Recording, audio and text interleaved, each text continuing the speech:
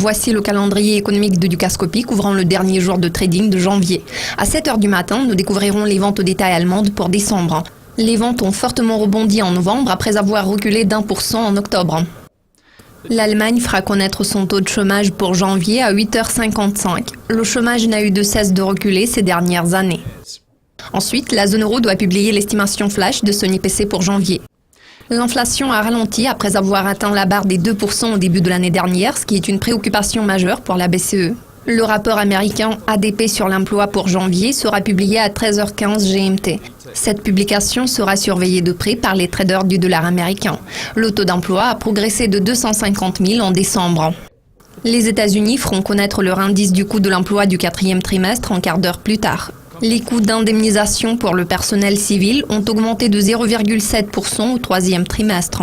Quelques rapports concernant la performance de l'économie canadienne sont programmés à la même heure, y compris les données du PIB de haute importance pour novembre. La croissance économique n'a vu aucun changement en octobre car une accélération dans le secteur des services a été contrebalancée par un déclin des industries productrices de biens.